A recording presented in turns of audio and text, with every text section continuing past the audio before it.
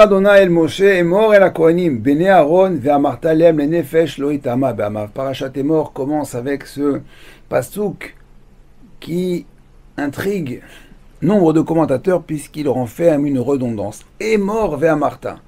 Et tu diras à Aaron et qui dira à ses enfants.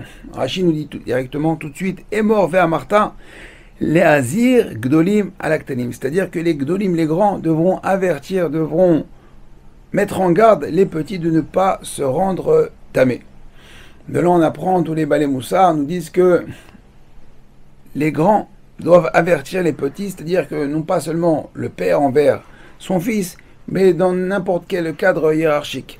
Un maître avec ses élèves, un patron avec ses employés, toujours celui qui est plus grand, il doit avertir celui qui est un peu plus petit que lui. Mais attention, Emor ve'amarta, il va falloir, pour transmettre un message, il faut le vivre, il faut le faire. On ne peut pas dire à une personne, fais ce que je te dis, mais fais pas ce que je fais. Ça, c'est chez les païens.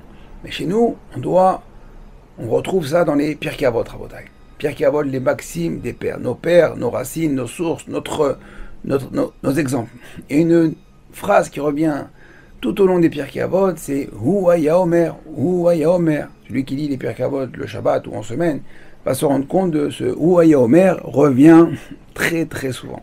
Qu'est-ce que ça veut dire Hu haya omer? Si on traduit littéralement,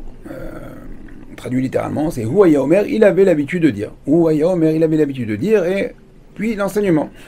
Mais si on place une virgule entre Hu haya, virgule, et omer, alors Hu haya, en hébreu c'est Hu haya, c'est il était, virgule, omer.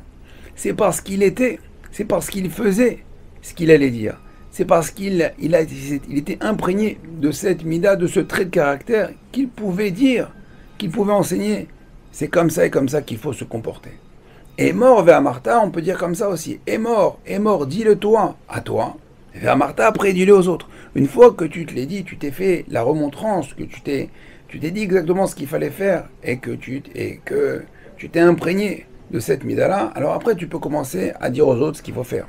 Pas commencer à dire aux autres, on ne parle pas à la synagogue, on arrive à l'heure à la synagogue, alors que toi-même tu parles, alors que toi-même tu arrives en retard. J'ai pris ça comme exemple, mais il y a plein d'exemples.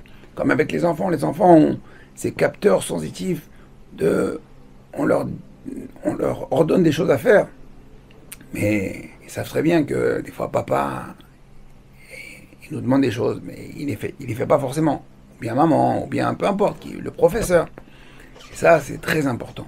On doit d'abord se dire la chose, le faire. Une fois qu'on est imprégné, qu'on a ce comportement, alors le message sera beaucoup plus accepté. Et mort vers Martin. Ça, c'est le message de la paracha de cette semaine, le début. D'accord? Il parle de sujet de Touma et de Tahara, mais c'est un klal dans toute la Torah Kula. Un klal dans toute la Torah. Pour faire passer le message, on doit d'abord se le dire à nous, l'accepter et après le transmettre. Et se rattacher qu'on puisse toujours faire ce que l'on dit. À très bientôt. Kol Tov.